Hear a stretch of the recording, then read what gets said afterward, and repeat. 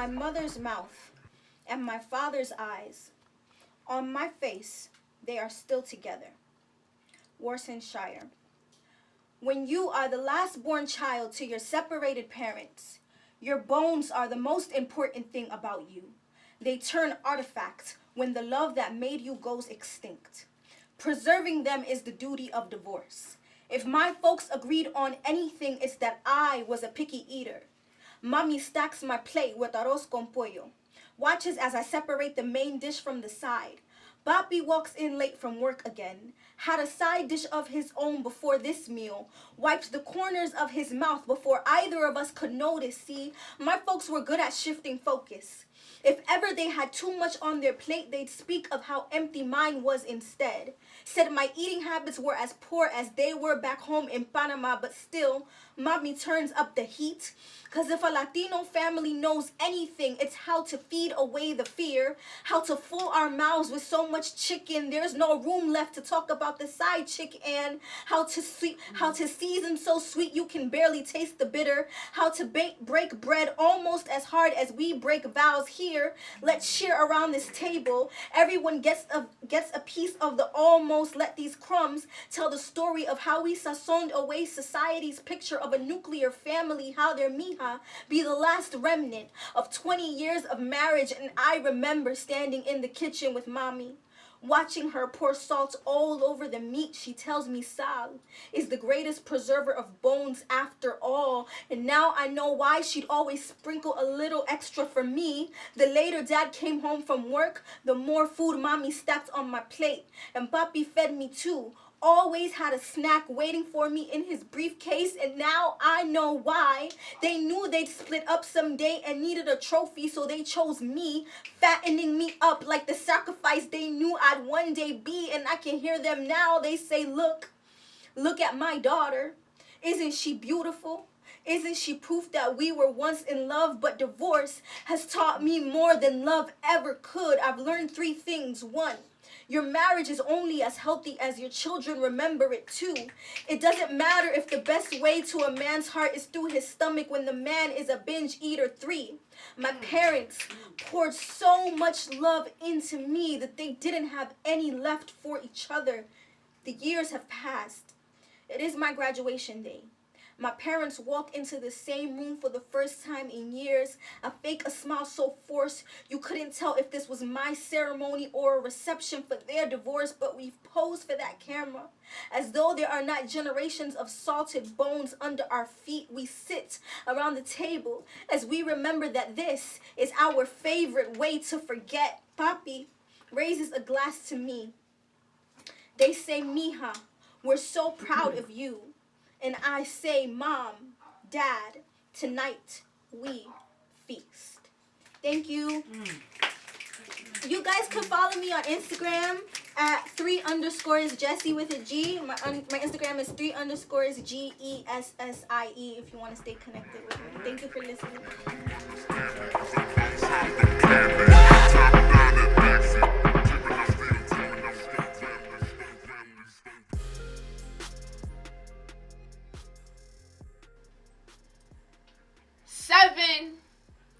Lessons learned at the protest. 1, let the white people get in front. Nah, dead ass. We know y'all wanted to be invited to the cookout, and praise God, this is the cookout. Can't you see the fire ablaze in the distance?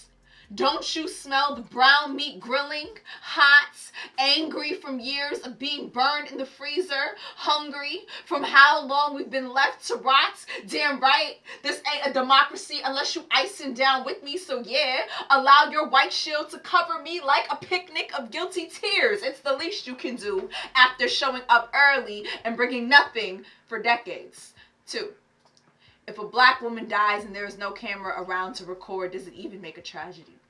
It's been almost 12 months and still no justice for the murder of Breonna Taylor, the murder of Rekia Boyd, the murder of Sandra Bland. The signs at the rally all read America's quarterbacks of martyrdom while you gather in these streets to demand a play-by-play for equality. Please do not forget the soil that planted every seed. 3. It'll take a lot out of you.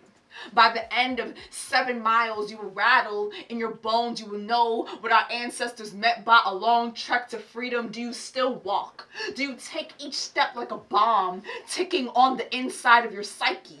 Conjure up ways to rationalize this moment will be what my ancestors fought for and how my children will continue the fight. What if we never see liberation in our lifetimes? How do I live knowing my footsteps are just rehearsal to the performance of my eulogy? 4. The Birmingham movement lasted 37 days. The Freedom Rides lasted 7 months. The Greensboro sit-ins were 6 months. The Montgomery bus boycott was 382 days. Quit asking us when we will stop marching. We will stop marching when this country stops lynching us. 5. The soundtrack is Kendrick Lamar's All Right, NWA's Fuck the Police, YG and Nipsey Hussle's Fuck Donald Trump. The soundtrack is Nuck If You Buck, and for the Saints, Tasha Cobb's Break Every Chain. Revolution by Kirk Franklin, and we're gonna praise while we dance in these streets. Shout Negro spirituals to the top of our lungs and demand you put some respect on our peace. 6. Come prepared. Bring milk for the tear gas. Bring a thick shed of skin for the rubber bullets. Bring a pair of shoes you do not mind creasing. Move like your body is on fire. So instead of the precinct or the cop car, it was actually just every breath you ever took dragging balled its way up your throats and out onto the threatening. We told you, this is the cookout. How could you not expect for there to be flames? 7. You wanted an invite so bad, right? Here it is. Don't walk up empty-handed and then expect us to still fix you a plate.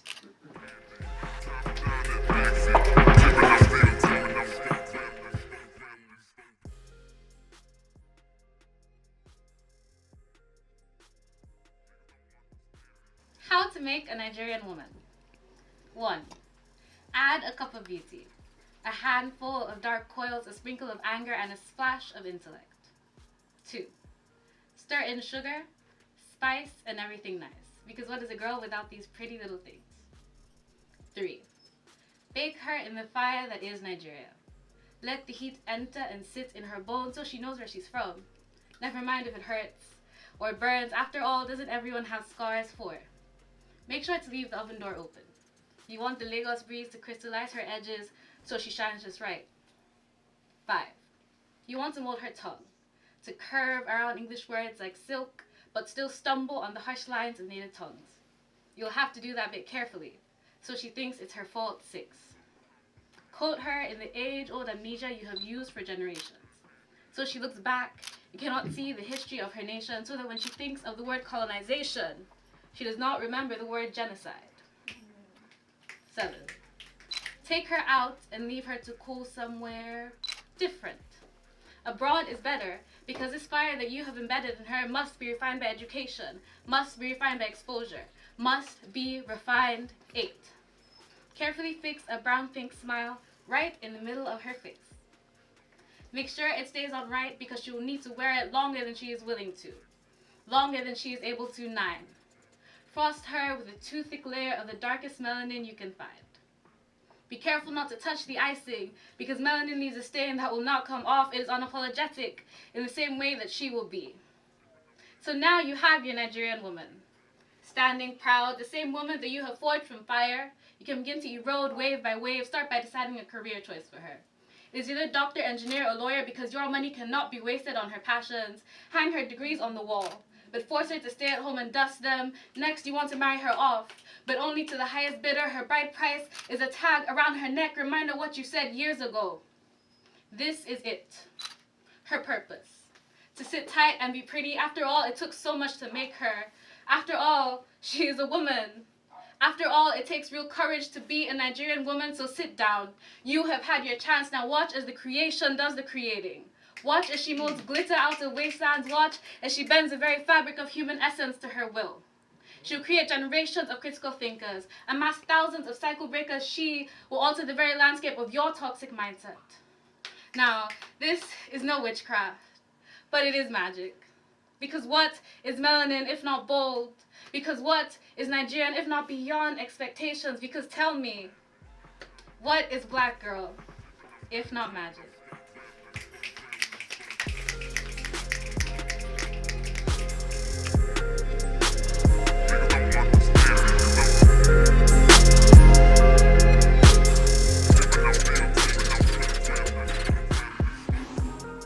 When my ex first told me he wanted to be a cop, it was over a candlelit dinner.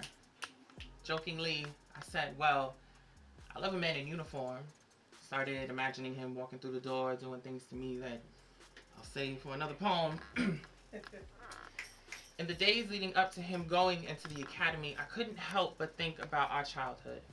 How this was the biggest contradiction. When playing cops and robbers, he always opted to be the robber, so why the sudden change of character? Did he not see the brown pigment in his melanin when he looked in the mirror? Did he not realize that he was a black man and was something like an endangered species in society? On the day he graduated from the academy, I stood paralyzed by fear, baffled at the amount of people that were standing with him, wondered how many of these people used to play cops and robbers, wondered how many of these people are going to stop and frisk their brothers. Late one night, I asked him, what would you do if your partner thought I was a suspect? What you going to do when your brother turns out to be the robber? Are you prepared to be the reason so many mothers only see their sons in rifles? He said. We're taught not to see color, only to seek justice. But for some strange reason, people of color always end up in these fucked up positions. For some strange reason, people of color always end up being a hashtag. On the day he arrested my best friend under charges of possession, I watched the hood change on him. Witnessed the transition from homeboy to that motherfucker can't be trusted. He was so quick to arrest him like we didn't know he used to party together. Smoke blunts together like he didn't know damn well the only reason he was selling crack was because that was the only way he could feed his daughter. On a Friday night at 11:50 p.m. after a couple of happy hours, I stumbled across my threshold and was greeted with a gun pointed in my face. Instinctively put my hands in the air and yo, don't shoot. And for the first time in our relationship, I wasn't sure if he saw me or just my skin color. Wasn't sure if I was Trayvon and he was Zimmerman. On the day my best friend got sentenced to 15 years, a jury of my peers came to me with an ultimatum. Remain part of the community or get outcasted with him. And ain't that some shit? How you can be punished for someone else's actions, charged with someone else's crimes. They don't tell you when you date a cop you're guilty by association. On the night we decided to call it quits, he said, I was already working undercover to get your best friend. You were just the closest one to him. Thank you.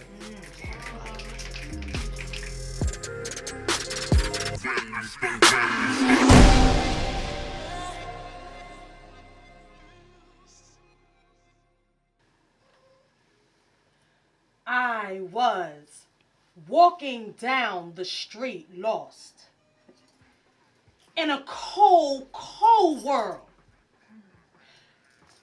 I was empty inside, like a lonely little girl. I couldn't help but think, what am I to do?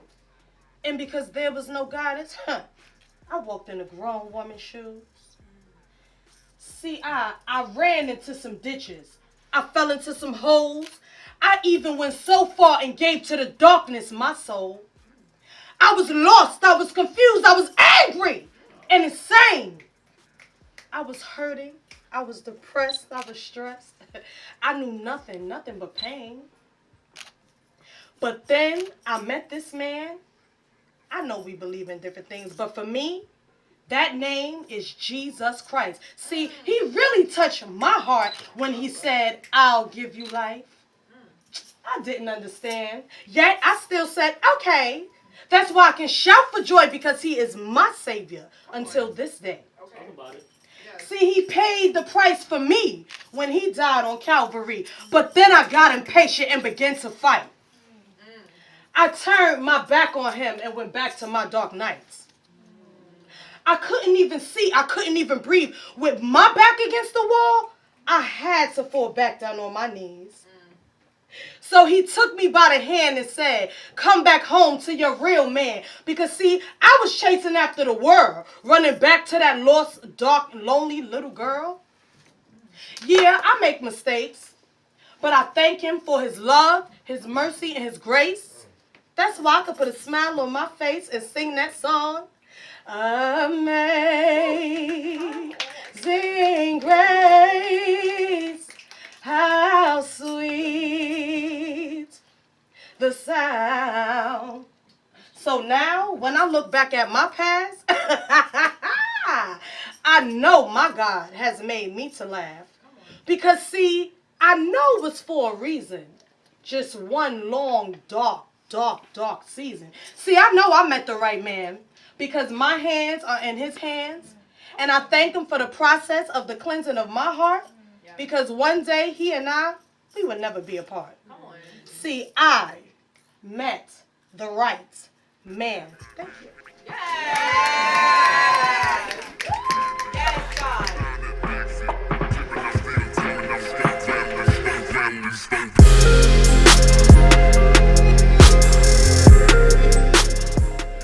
The world keeps turning, so I keep speaking. Corona ain't weekend and Trump stopped tweeting. Niggas still in the city getting they blast on. Can't walk up in the store cause I don't got a mask on. Damn! The world's been hit with a virus. Got us singing the blues like Billy Ray Cyrus. Caught up in the system that just ain't fair. They don't care. Cops shoot us with our hands in the air. This stuff happens every week. Man, it ain't no joke. They shoot us right in the back and then tell us to vote. It's no hope trying to climb but ain't got no rope. Trying to clean up the city but it ain't no soap. So we march and protest and fight for freedom. And pray to the Lord cause we really do need him. Cause America is headed down the wrong path. It don't add up. I guess we did the wrong math. But I don't want the devil to stress me. I want the Lord to bless me.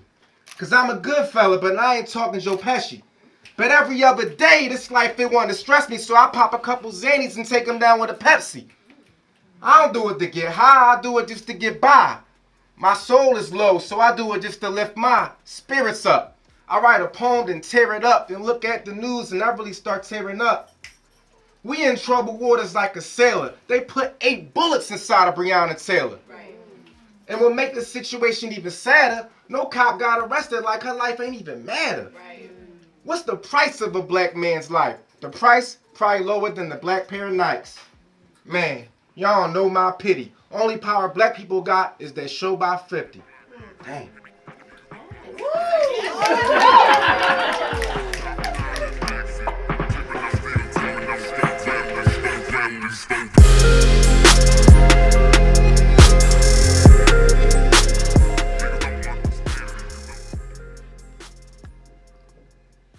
I'm a good girl with a lot to offer. I'm a good girl with a lot to offer. I can do just about anything above and under the sun to make my man happy. It's what I tell myself when I wake up in the morning. Trying to make myself believe it when the fact is I don't. I give and get nothing in return but another burn added to the folds of my heart. I'm smart with a good head on my shoulders, but the only thing I'm good for is making the men in my life realize the woman they should be with is the one before me. When really, that chick did them scandalous and that's how they found me, but now they're leaving. I find myself after you left and a new one comes along relating the small mistakes to the big ones you've made. Listening to slow songs trying to bounce back into the mood of love. I'm reading romance novels hoping that one of the men would fall out of the pages and into my lap so that I could read the relationship again. But you hurt me beyond measure, and now that I think on it, I probably should have never gave you my treasure. You've infatuated my thoughts and became around to my insecurities. I'm so used to the lie that I can't tell the truth. I want to believe that this one is real, but there I go again. Relating the small mistakes to the big ones you've made. And I've just become another trick of the trade, but I'm persuaded that before it's all said and done, my son will see me happy. We'll know what love is through the eyes of his mommy, because I'm a good girl with a lot to offer. I'm a good girl with a lot to offer. I can do just about anything above and under the sun to make my man happy. It's what I'll keep telling myself in the morning till it comes true.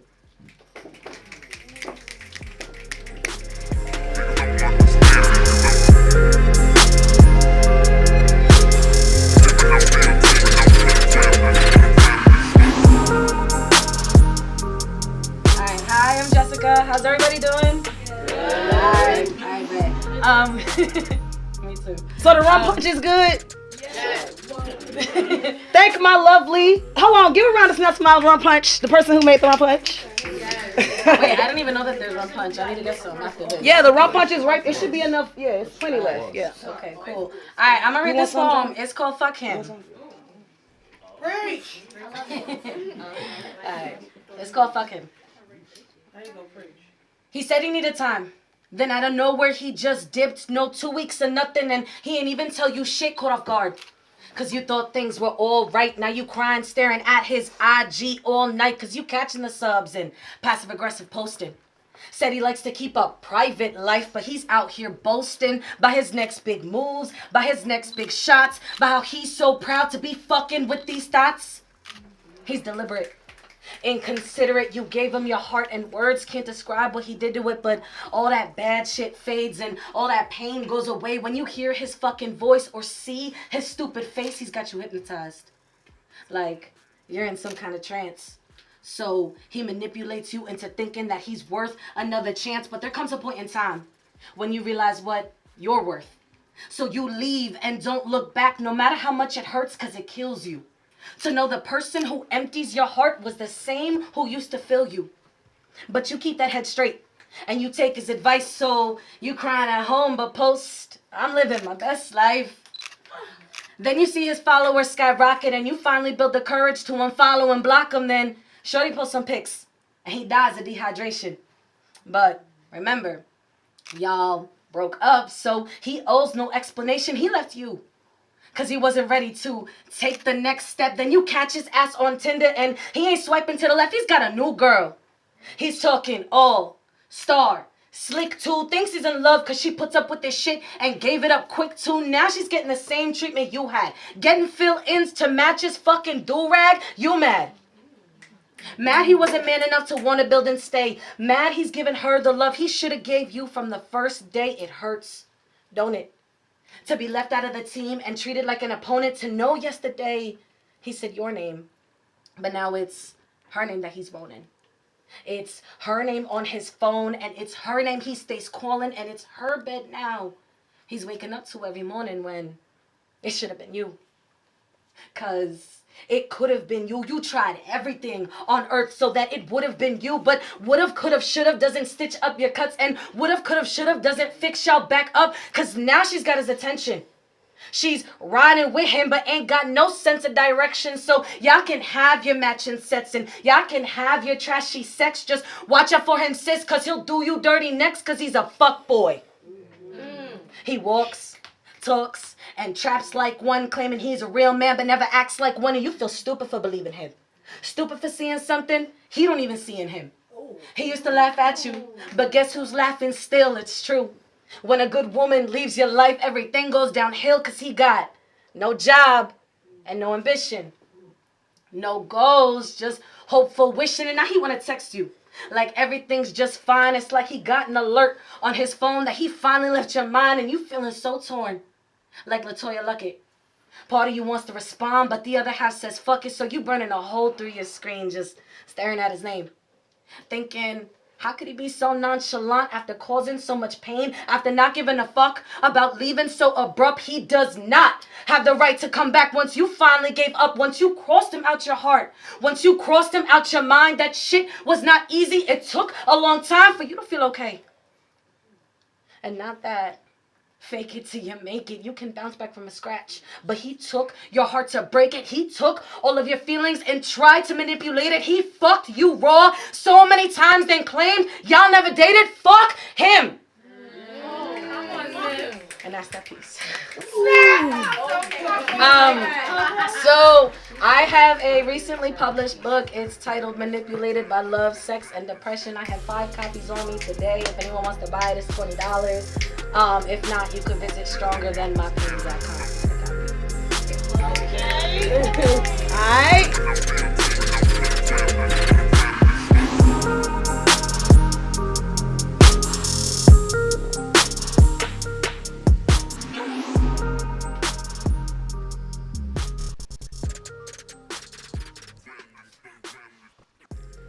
I learned that everyone's God was different.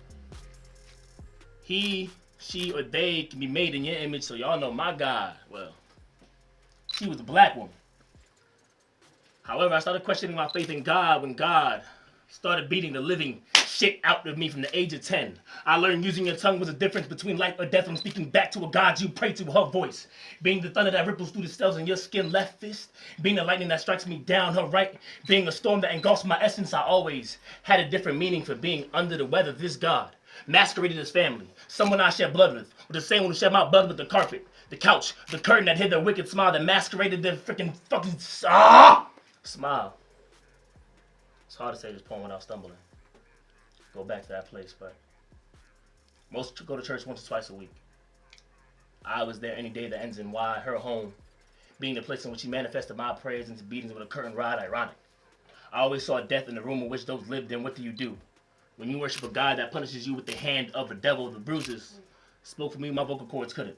They wrapped around the pain I was forced to swallow and couldn't make room for sound other than the occasional scream. I wondered, is it considered child abuse if I became a man prematurely just to survive? I feel like my arm held up the weight of the world. They now match scars with the sun and the crescent moon made by you, so I never forget what night and day feels like in the morning of the good Christian. That would impersonate the angels in the dark. The space between your halo becomes dark into a black hole, inhaling my chances at a childhood. This is what happens when church molds to a prison. Bedroom door converts to a cross of my crucifixion. If I had to describe hell on earth, it'd be easy, because it would look something like you. You damaged my body and almost damaged my faith in God and black women. You took my need for someone to listen and rearrange those same letters into silence, forcing me to endure my torment in silence. Not even after I escaped, I tried to seek guidance again, but I just can't seem to pray to a God. So I would just see a reaper that kind of looks just like you. Auntie. All right.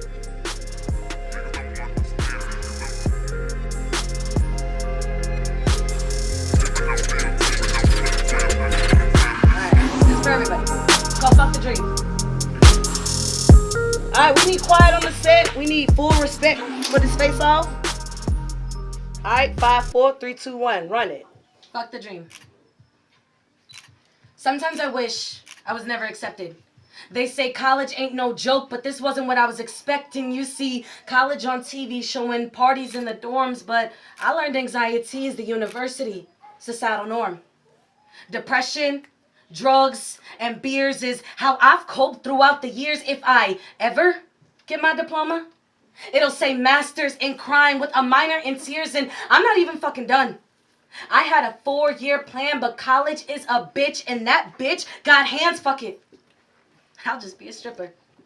I'll make more money shaking my ass, and I'm gonna need some extra dollars to pay for these fucking classes. $150 for a book that you'll only skim through once. I could have a new car and an apartment with the amount I pay every fucking month, but it's the dream, right? What everyone expects of you. Get your diploma, they say, but don't mention what's stressing you, even if it's causing some mental complications. They don't care about your journey, they care about graduation. So when are you graduating? The number one question at family gatherings, followed by, you won't make what you owe. Are you sure that's what you want to master in? And you know what? These words come from the mouths of people with no degrees, with no sense of panic or chronic anxieties. My mom asked me, how's school? Like, my answer ever changes. I want to drop out, I say, but she thinks I'm always playing. I'm serious, Ma. I need you to listen. Tell me it's okay and that you support my decision before reality sets and this depression really kicks in, because I'm not sure that this is the type of life I want to keep living. Staying up late nights, just trying to write this paper, not feeling like I'm qualified to be in this kind of major, not knowing if it's for me. Or I'm just doing y'all the favor, afraid to disappoint you and afraid to be a failure, but that's the dream, right? When every semester starts like you putting up a mean fight and every paper ends with, can I get a rewrite? Can I get a rewind? Back when it was me time, back when I believed that everything will always be fine, I'm fine. Through the tears in my eyes, in the school bathroom stall, saying every year, I'm not coming back at all because I hate who I've become. Feeling like I'm privileged because I went to school and all my family members didn't. Who am I kidding? This shit ain't in the cards for me. And no one takes me serious when I say this shit is harming me. Fuck. I'm happy with my job now, but in the future, I don't want to feel like I'm stuck, because every job now requires a master's plus 5 years in the field. And just because Becky over here gets good grades doesn't mean she got the proper skills, man. Fuck a GPA. What's it matter anyway when I know I could do a hell of a job better than you could with an A? But you know what? Go on and drop me. Success is in the air, and I won't let nobody stop me, because I damn sure don't need a degree to go and be somebody, bitch. Again, so my name is Jessica. My IG Instagram is JPAYESSS_. I have 4 copies of my book left. One person bought one. Thank you. Shout out to you, Liz. Yeah, that's it. Thank you. All right. Send us home. Another round of applause for the home. Send off. Thank you for being our final poet of the night. We appreciate you. Shorter than me.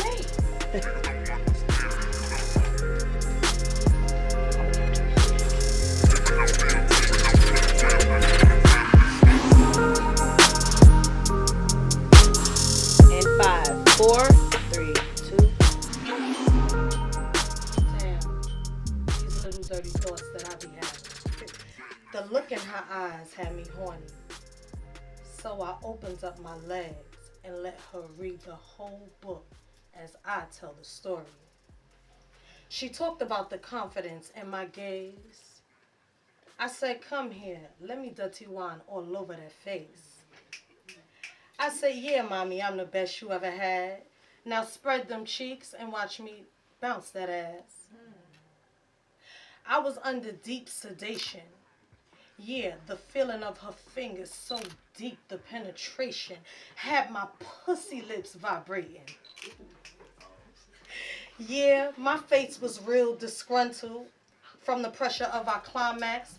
Pussy crumbled. Until I gripped her fingers with my pussy and reminded her of how tight it could really be. See, my pussy gets so wet that she thinks I'm an ocean. Until I get back up and ride that clit. Real nice, yet slow motion. All right, let's clap it up for the last poet of the night. Yes, yes.